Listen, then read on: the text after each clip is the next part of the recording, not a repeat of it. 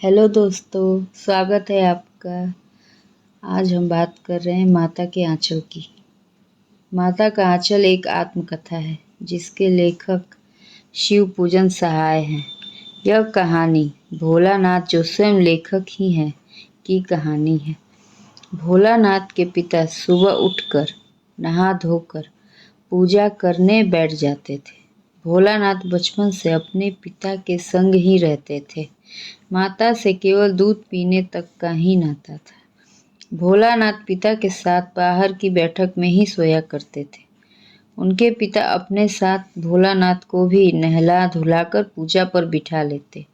भोलानाथ भभूत का तिलक लगाने के लिए जिद करने लगते। उनके पिता कभी हंसकर तो कभी डांटकर उनके चौड़े लीलार यानी माथे पर त्रिपुंड यानी अर्धचंद्राकार रेखाएं बना देते थे। भोलानाथ के माथे पर भभूत खूब जचती थी। उनकी लंबी लंबी जटाएं माथे पर भभूत, जिसमें वो एकदम बम भोला लगते थे। भोलानाथ के पिता उन्हें प्यार से भोलानाथ कहकर पुकारते थे, पर असल में उनका नाम तारकेश्वर नाथ था। भोलानाथ अपने पिता को बाबूजी और माता को मैया कहकर पुकारते थे। जब बाबूजी रामायण का पाठ करते तब भोलानाथ उनकी बगल में बैठे आईना देखा करते। जब उनके पिताजी उनकी तरफ देखते तब भोलानाथ कुछ लजाकर और मुस्कुराकर आईना रख देते। इस पर उनके पिताजी भी मुस्कुरा देते। भोलानाथ के पिताजी पूजा पाठ करने के बाद राम नाम लिखते। वह अपनी एक राम नामा बही पर 1000 राम नाम लिखकर उसे पाठ करने की पोथी के साथ बांध कर रख देते। फिर 500 बार एक कागज के छोटे छोटे टुकड़ों पर राम नाम लिखकर आटे की लोइयों में लपेटते और उन गोलियों को लेकर गंगा जी की ओर चल पड़ते थे। भोलानाथ उनके कंधे पर चढ़ जाते। तब तक चढ़े रहते थे जब तक उनके पिताजी मछलियों को चारा डालते। फिर लौटते समय उनके पिताजी रास्ते में झुके हुए पेड़ों की डालों पर बिठाकर भोलानाथ को झूला झुलाते। कभी कभी पिताजी भोलानाथ के साथ कुश्ती भी लड़ते। वह शिथिल यानी कमजोर होकर भोलानाथ के बल को बढ़ावा देते और भोलानाथ उन्हें पछाड़ यानी हरा देते। पिताजी उतान यानी पीठ के बल लेट जाते और भोलानाथ उनकी छाती पर बैठकर उनकी बड़ी बड़ी मूछें उखाड़ने लगते। तब उनके पिताजी हंसते हंसते भोलानाथ के हाथों को चूम लेते थे। भोलानाथ अपने पिताजी के साथ ही चौके में बैठकर खाना खाते। पिताजी उन्हें अपने हाथ से फूल के एक कटोरे में गोरस यानी दूध और भात सानकर खिलाते थे। जब भोलानाथ आवश्यकता से अधिक भोजन खाकर लेट जाते तब मैया थोड़ा और खिलाने के लिए जिद करती। वह पिताजी से कहने लगती, आप तो 4-4 दाने के कौर बच्चे के मुंह में देते हैं। इससे वो थोड़ा खाने पर भी समझ लेता है कि बहुत खा गए। आप खिलाने का ढंग नहीं जानते। बच्चे को भर मुंह कौर खिलाना चाहिए। उनकी माता कहती हैं कि मर्द क्या जाने बच्चे को कैसे खिलाना चाहिए, और माता के हाथ से खाने पर बच्चों का पेट भी भरता है। यह कहकर माताजी थाली में दही भात शांति और अलग अलग तोता मैना कबूतर हंस मोर आदि के नाम लेकर यह कहते हुए खिलाती जाती कि जल्दी खा लो नहीं तो उड़ जाएंगे। पर भोलानाथ उन्हें इतनी जल्दी उड़ा जाते थे कि उड़ने का मौका ही नहीं मिलता था। जब भोलानाथ सभी बनावटी चिड़ियों को चट कर जाते थे तब बाबूजी के कहने लगते, अच्छा अब तुम राजा हो, जाओ खेलो। फिर क्या, भोलानाथ उठकर उछलने कूदने लगते। फिर रस्सी से बंधा हुआ काठ का घोड़ा लेकर नंगे पांव ही बाहर गली में निकल पड़ते। कभी जब भोलानाथ की माताजी उन्हें पकड़ लेती तो एक चुल्लू यानी हथेली भर सरसों का तेल सिर पर डाल देती। भोलानाथ रोने लगते। इस पर उनके पिताजी बिगड़ जाते, पर उनकी माताजी तेल मिलाकर उन्हें काजल की बिंदी लगाकर चोटी बांधकर और रंगीन कुर्ता टोपी पहना देती थी, जिससे भोलानाथ कन्हैया बनकर बाबूजी की गोद में सिसक सिसक कर बाहर आते थे। बाहर आते ही उनकी राह देखने वाले बालकों का एक झुंड मिल जाता था। भोलानाथ अपने साथियों को देखते ही सिसकना भूल अपने दोस्तों के दल में मिलकर तमाशे करने लग जाते थे। तमाशे भी तरह तरह के होते थे। चबूतरे का एक कोना नाटक घर बनता था। बाबूजी जिस चौकी पर बैठकर नहाते वो रंगमंच बनती। उसी पर सरकंडे के खंभों पर कागज का छोटा शामियाना तान कर मिठाइयों की दुकान लगाई जाती, जिसमें चिलम के खोंचों पर कपड़े के थालों में ढेले के लड्डू, पत्तों की पूरी कचौड़ी, गीली मिट्टी की जलेबियां, फटे घड़े के टुकड़ों के बताशे आदि मिठाइयां सजाई जाती। बच्चे ही खरीदार और दुकानदार बनते। बाबूजी भी 2-4 गोरखपुरिये पैसे खरीद लेते थे। थोड़ी देर में बच्चे मिठाई की दुकान बढ़ाकर बच्चे घरौंदा बनाते। धूल की मेड़ दीवार बनती और तिनकों का छप्पर, दातून के खंभे, दिया सलाई की पेटियों के किवाड़, घड़े के मुहड़े की चूल्हा चक्की, दिए की कढ़ाई और बाबूजी की पूजा वाली आचमनी कलछी बनती थी। पानी के घी, धूल के पिसान और बालू की चीनी से ज्योनार यानी भोजन तैयार करते थे। बच्चे की ही ज्योनार बैठती और वे ही ज्योनार करते।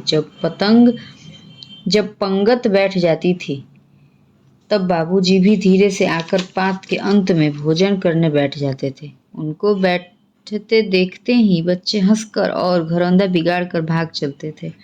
बाबूजी भी हंसते हंसते लोटपोट हो जाते और कहने लगते, फिर कब भोज होगा भोलानाथ। फिर कभी कभी बच्चे बारात का भी जुलूस निकालते थे। कनस्तरा का तंबूरा बजता, आम के पौधों का घिस कर शहनाई बजाई जाती, टूटी चूहेदानी की पालकी बनती।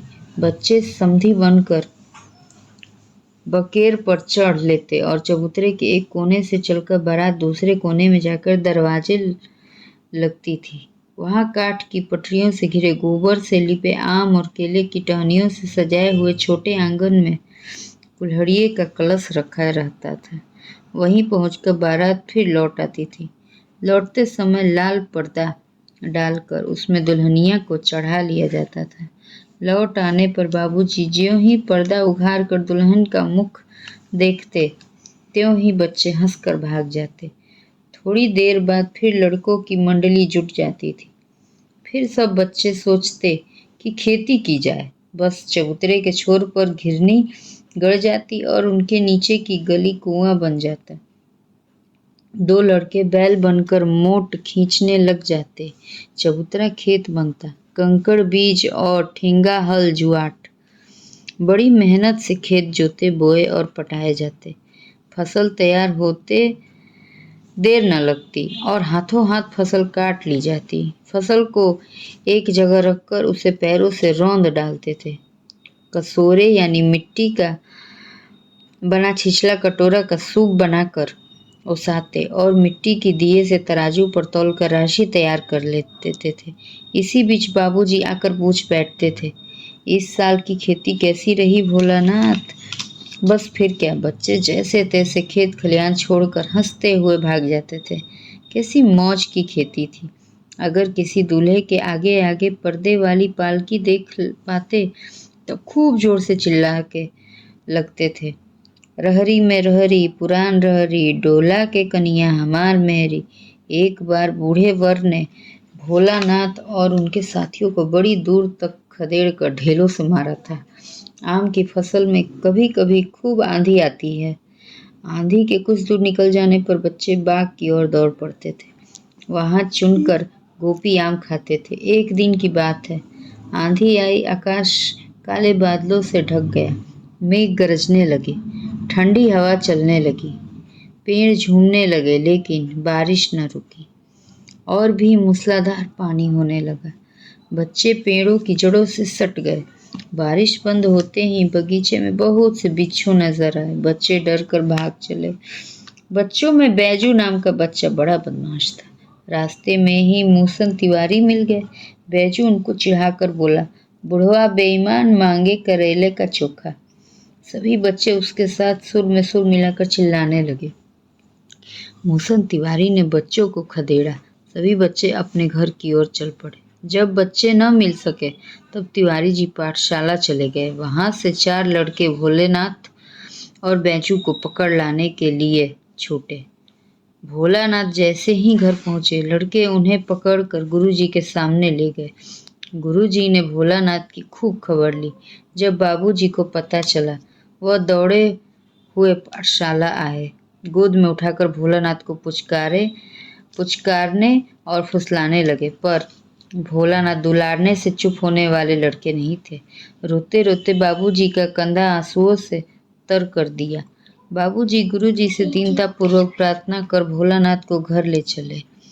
रास्ते में फिर भोलानाथ के साथी का झुंड मिला। फिर क्या था, भोलानाथ रोना धोना सब भूल गए। भोलानाथ हट करके बाबूजी की गोद से उतर पड़े और लड़कों की मंडली में मिलकर वहीं सुर तान आलापने लगे। फिर सभी बच्चे सामने वाले मकई के खेत में दौड़ पड़े। उसमें चिड़ियों का झुंड चल रहा था। वे दौड़ दौड़ कर उन्हें पकड़ने लगे।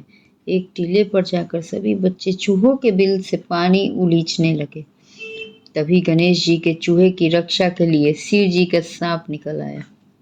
रोते चिल्लाते बच्चे बेतहाशा भाग चले।